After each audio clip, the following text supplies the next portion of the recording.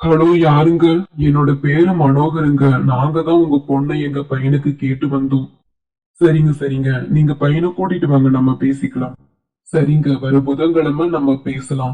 எல்லாருக்கும் சம்மதம்னா அடுத்த வேலையை நம்ம பார்க்கலாம். ஆமாங்க, எல்லாருக்கும் சம்மதம்னா நம்ம அடுத்த வேலையை பார்க்க ஆரம்பிச்சிடலாம். எனக்கு ரொம்ப சந்தோஷங்க. நான் எங்க பையனை கூட்டிட்டு வரேன். எனக்கும் சந்தோஷங்க. நீங்க வாங்க. அம்மா, மீனா, எல்லாரும் வாங்க. என்னடா மோகா, என்னாச்சு? அம்மா, ஒரு சந்தோஷமான விஷயம். நம்ம மித்ராவை வர புதன்கிழமை பொண்ணு பார்க்க வராங்க. எல்லாமே சரினா கல்யாண வேலையை பார்க்க வேண்டியதுதான். என்ன திடீர்னு அக்காவை பொண்ணு பார்க்க வராங்க? நீங்க என்கிட்ட எதுவுமே சொல்லல. ஏய் போடி, ரொம்ப சந்தோஷமா. காலையில நேரமா நல்ல விஷயத்த சொல்லிருக்க நீ. கடவுள் கிட்ட வேண்டினது வீண் போகவே இல்லை. என் பேத்திக்கு நல்ல வாழ்க்கை கிடைக்க போகுது. ஆமாமா, நம்ம மித்ராக்கு நல்ல வாழ்க்கை கிடைக்க போகுது. இதெல்லாம் என்ன? யாரு அக்காவை பார்க்க வரா? மிதுனா, பெரியவங்க பேசுறோம்ல, அமைதியா இரு. ஏங்க, அவங்களுக்கு நம்ம பொண்ணு பிடிச்சிருக்கு, நமக்கும் அவங்க பையனை பிடிச்சிருக்கு. பேசாம அந்த பையனுக்கே நம்ம பிள்ளைய கட்டி வைக்கலாங்க. மீனா, நான் முடிவே பண்ணிட்டேன். அந்த பையன்தான் நம்ம மருமகன். நீங்க என்னதான் நடக்குது? யார் அந்த பையன்? யார் உங்க மருமகன்? நீங்க எனக்கு சொல்லவே மாட்டீங்க. நான் மித்ரா கிட்டயே கேட்டுக்கிறேன். ஏய், என்னடி மித்ரா கிட்ட கேட்க போற? உனக்கே எதுவும் தெரியல, அவகிட்ட என்ன கேட்க போற? ஏய் கிழவி, அவனுக்கு தெரியாம தான் இவ்வளவு பெரிய முடிவுக்கு சப்போர்ட் பண்றியா? மித்ரா கிட்ட எப்படி சொல்ல போறீங்க? அவன் என்ன நினைப்பான்?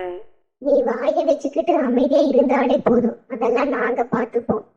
என்னால ஒத்துக்க முடியாது. எனக்கு பிடிச்சா மட்டும்தான் நீங்க அக்காவுக்கு கல்யாணம் பண்ணணும்.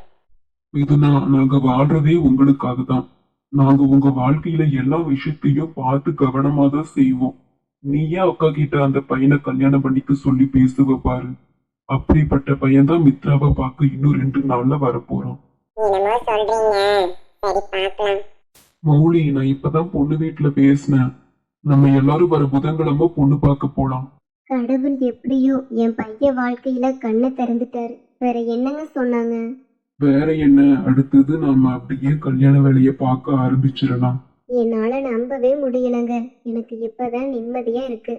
எனக்கும் தான் மௌலி. மீரா கிட்ட இருந்து நம்ம பையன் தப்பிச்சிருவான். ஆமாங்க, ஃபர்ஸ்ட் எல்லாம் நம்ம ஸ்கூல் காலேஜ் படிக்கும்போது எவ்வளோ ஜாலியா இருக்கும்ல. ஆனா இப்போலாம் நமக்கு பேசிக்க கூட டைம் இல்லை. ஆமா மித்ரா, அந்த நாள்லாம் திரும்ப வராது பாத்தியா? ஆமா கவி. உனக்கு ஜாப் போறதெல்லாம் செட் ஆகிருச்சா? உனக்கு ரொம்ப கஷ்டமா இருக்குன்னு சொன்ன.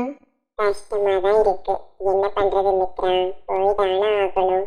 என்னோட அம்மாவும் தம்பியும் என்ன நம்பிதான் இருக்காங்க. நீ கவலைப்படாத கவி. தம்பி படிச்சு முடிச்சதும் எல்லாமே சரியாகிரும். நீ வேணாலும் பாரேன். ஆமா மித்ரா, அவன் நல்லபடியா படிச்சு முடிச்சுட்டா எனக்கு அதுவே போதும். எப்படியோ அந்த மீரா ராட்சசி எங்கேயோ போய் தொலைஞ்சிட்டான். அதனால உன்கிட்ட பேச எனக்கு டைம் கிடைச்சது. ஏன் அப்படி சொல்ற? உனக்கு அவளை பத்தி எதுவுமே தெரியாதுடி. நம்ம ஃப்ரெண்ட் இப்படி சொல்றாளேன்னு நினைக்காத. நீ இப்படி அவளுக்கெல்லாம் இறக்கப்படணும்னு அவசியமே இல்லை. மித்ரன் சார் பாவம் தெரியுமா? யாரு மித்ரன்? என்னோட நேம் மாதிரியே சொல்ற. ஆமா, உன்னோட நேம் மாதிரியே சாருக்கும் மித்ரன்னு பேரு. அவரை பார்க்கும்போதோ இல்ல அவங்க நேம் கேட்கும் போதோ எனக்கு ஊர் ஞாபகம் தான் வரும் தெரியுமா? பேசாம மித்ரன் சாரை நீயே கல்யாணம் பண்ணிக்கோடி. லூசு மாதிரி பேசாத கவி. நான் உண்மையை தாண்டி சொல்றேன். மித்ரன் சார் மாதிரி ஒரு நல்ல பையனுக்கு நீ தாண்டி ஒய்ஃபா வரணும். இப்படியெல்லாம் சொல்லாத கவி. நான் யாரையும் லவ் பண்ணது கூட இல்லை. எனக்கே ஒரு மாதிரியா இருக்கு, பிடிக்கவே இல்லை. மேடம்க்கு 24 வயசு ஆகிருச்சு. கல்யாணம் பண்ணிதான் ஆகணும், மறந்துடாத. சரி, அதெல்லாம் அப்போ பார்த்துக்கலாம். மித்ரனுக்கு என்ன இப்போ அதை சொல்லு. ஏய் மித்ரா, சார் பத்தி எல்லாம் கேக்குறேன், உனக்காகவே சொல்றேன். தப்பா? சொல்லு. சொல்றேன் மித்ரா. மித்ரன் சாரும் மீராவும் 5 வருஷமா லவ் பண்றாங்க. மித்ரன் சார் பத்தி சொல்லணும்னா அழகு, பணம், வசதி, நல்ல குணம்னு எதுலையுமே குறையில்லை. யாராவது கஷ்டப்படுறவங்களை பார்த்தா கூட கண்டிப்பா உதவி செஞ்சுட்டு தான் அடுத்த வேலையை பார்ப்பாரு. அவருக்கு பப்ளிசிட்டியே பிடிக்காது. அதனாலேயே அவர் உதவி செய்யறதே அவ்வளவா யாருக்குமே தெரியாது. இப்படிப்பட்ட நல்ல மனுஷனும் அந்த ராட்சசியும் லவ் பண்ணாங்க. இவன் என்ன பண்ணணும்? லவ் பண்ணிட்டு அழகா கல்யாணம் பண்ணிக்கணும். ஆனா நான் சொல்றேன் பாரு, இந்த ராட்சசி மித்ரன் சாரை கல்யாணம்லாம் பண்ண மாட்டான். ஆனா அவ மித்ரன் சாரை கல்யாணம் பண்ணா லைஃப் ரொம்ப நல்லா இருக்கும். அவளுக்கு பிரச்சனையே வர விடாம ரொம்ப சேஃபா பார்த்துப்பாரு. ஒண்ணுமே இல்லாத விஷயத்துக்கெல்லாம் அந்த பையனை சுத்த விடுறா. ஏன் மீரா அப்படி நடந்துக்கிறாங்க? பேசாம மித்ரனவே கல்யாணம் பண்ணிட்டு லைஃப்ல செட்டில் ஆகலாம்ல. எனக்கு தெரிஞ்ச வரைக்கும் மித்ரன் சாருக்கு இந்த ராட்சசி கரெக்டா இருக்க மாட்டா. சார் நல்லா கெத்தா இருப்பாரு. ஆனா இந்த மீரா முன்னாடி மட்டும் அடிமையா இருக்காரு. இவகிட்ட ஏதோ ஒரு வேலைத்தனம் இருக்கு. அதனாலதான் சார் இன்னும் இவளை பிரேக்கப் பண்ணாம வச்சிருக்காங்க. லவ்ல போயிட்டு என்ன வேலைத்தானே இருக்கும்? மீரா இன்னும் புரிஞ்சுக்கல. ஆனா மித்ரன் உண்மையா லவ் பண்றாங்கன்னு நினைக்கிறேன். நான் தான் சொல்றேன்ல மித்ரா, மீரா பத்தி உங்களுக்கு எதுவுமே தெரியாதுன்னு. மித்ரன் சார் ஃப்ரெண்டும் அவங்க அம்மாவும் தான் இப்ப சாருக்கு வேற பக்கம் பொண்ணு பார்த்திருக்காங்க. இவ நல்லவளா இருந்தா அவங்க ஏன் வேற ஒரு பக்கம் பொண்ணு பார்க்க போறாங்க? நீயே சொல்லு. வேற பக்கம் பொண்ணு பார்த்துட்டாங்களா? இதெல்லாம் மீராக்கு தெரியுமா தெரியாதா? அவளுக்கு எதுவும் தெரியாதுடி. அவ எங்க போனாலே தெரியல. போன் பண்ணாலும் எடுக்க மாட்டேங்கிறா. சனியை என்னமோ பண்ணட்டும்.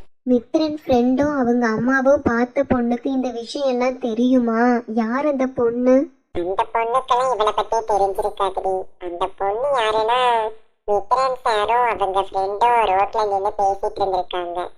அப்போ சாரோட ஃப்ரெண்டு சும்மா விளையாட்டுக்கு இந்த பொண்ணை வந்து கல்யாணம் பண்ணிக்க சொல்லியிருக்காங்க. அதை வச்சு கூட இந்த மீரா பிரச்சனை பண்ணாடி சார்கிட்ட. ஆனா ரோட்ல பார்த்த அந்த பொண்ணுவே எப்படியோ மித்ரன் சார் ஃப்ரெண்டும் அவங்க அம்மாவும் விசாரிச்சு பொண்ணு பார்க்குற வரைக்கும் வந்திருக்காங்க. புதன்கிழமை பொண்ணு பார்க்க போறாங்க. ஆவண்டி மீரா, இதெல்லாம் தெரிஞ்சா அவ கஷ்டப்படுவாள்ல. என்னடி இவளை போய் பாவமா இருக்குன்னு சொல்லிட்டு இருக்க?